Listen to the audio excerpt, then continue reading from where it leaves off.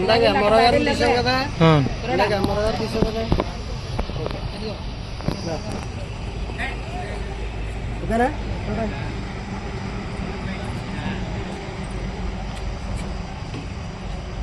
జై భీమ్. నా పేరు కండవెల్ రావరాజు. నేను బహుజన సమాజ్ పార్టీ పిఠాపురం నియోజకవర్గ ఇన్ఛార్జి మరియు కాకినాడ జిల్లా ప్రధాన కార్యదర్శి. ఈరోజు పిఠాపురం నియోజకవర్గం గొల్లపురం మండలం శ్రేబ్రోల్లో మన గొల్లపోలు ఎంఆర్ఓ గారు ఇక్కడ శ్రేబ్రోలు ఎస్సీ ల్యాండ్ ఎప్పటి నుంచో ఎస్సీలు బీసీలు ఓసీలు కూడా ఇది వరకట్టుకుని ఎప్పటి నుంచో దీంట్లో బతుకుతూ ఉన్నారు.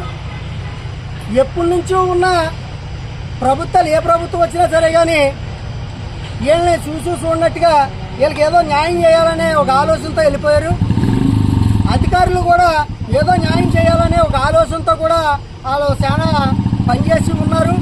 కానీ ఇప్పుడు వచ్చిన ఎంఆర్ఓ గారు, గొల్లపల్లి ఎంఆర్ఓ గారు ఈ రోజుని పోలీసు డిపార్ట్మెంట్ దగ్గర పెట్టుకుని వీళ్ళని భయప్రాంతులకు గురి చేసి ఇది మీకు సంబంధం లేదు, మీరు ఎవరైనా అడ్డుకుంటే మిమ్మల్ని లోపడేం చేస్తానని చెప్పేసి భయపెట్టి ఒక మండల మేజిస్ట్రేట్ అయి ఉండి ఈయన ఒక పేదోడికి అన్యాయం జరుగుతుంది, ఈ పేదోడికి న్యాయం చేయాలని ఒక ఆలోచన లేకుండా అయినా ఒక వన్ సైడ్ యాడ్ చేసుకుంటూ వెళ్ళిపోతూ ఉన్నారు.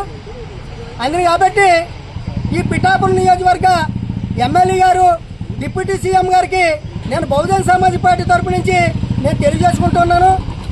అయ్యా పవన్ కళ్యాణ్ గారు, ఇక్కడ జరిగే అన్యాయాలు మీకు తెలుసా తెలీదా అనేది నాకైతే మాత్రం అర్థమవుతలేదు. ఇక్కడ కొంతమంది నాయకులు ఈ పేదవాడు ఎప్పటి నుంచో బతుకుతా 70-80 సంవత్సరాలు బట్టి ఇందులో బతుకుతుంటే వీళ్ళ భూములు తీసేసుకుంటూ ఉన్నారు.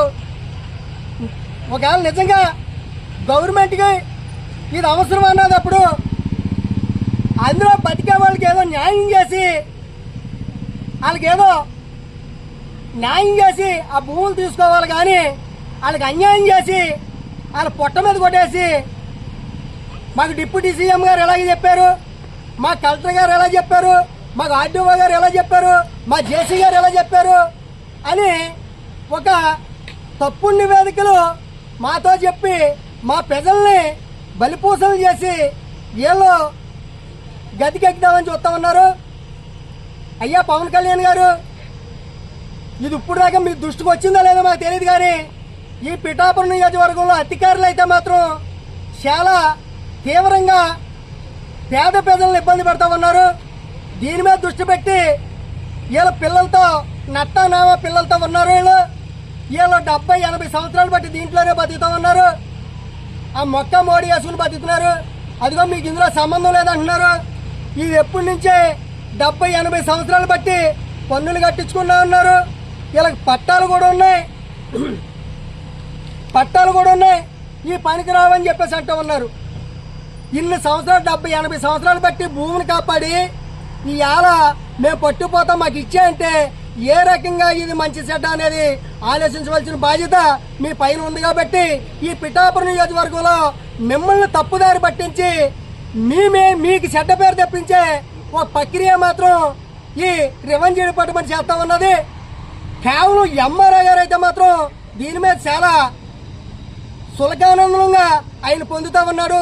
ఎందుకో ఏటో మాకేం అర్థమవుతలేదు. కానీ డిపార్ట్మెంట్ ఏమన్నా ఉంటే వీళ్ళకి న్యాయం చేసి ఏదన్నా కావాలితే తీసుకోవాలి తప్ప లేని పక్షంలో వీళ్ళు దౌర్జన్యంగా చేయవలసిన పని ఏమొచ్చిందో మాకేం అర్థమవుతలేదు.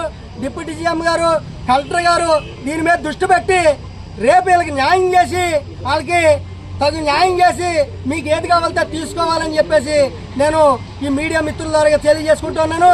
అలాగే లేని పక్షంలో ఈ ఎంఆర్ఓ గారు ఏ రీతిగా పనిచేస్తున్నారో అదే రీతిగా వీళ్ళందరినీ కూడా మేము దృష్టిలో పెట్టుకుని మేము అదే రీతిగా మేము పనిచేస్తామని చెప్పేసి నేను ఈ కలెక్టర్ గారికి తెలియజేసుకుంటున్నాను. కలెక్టర్ గారు మీకు అన్నీ తెలుసు. ఈ ఎంఆర్ఓ గారు కలెక్టర్ గారి దగ్గర పండి అంటున్నారు.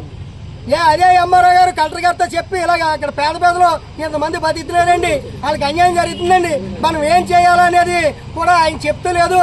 కానీ ఆయన ఇష్టం వచ్చినా నేను చేసుకుంటూ పోతున్నాడు కలెక్టర్ గారు. దీన్ని దృష్టిలో పెట్టుకుని వాళ్ళకి న్యాయం చేయవలసిందిగా కోరి ప్రార్థిస్తూ ఉన్నాను. జై భీమ్, జై భారత్.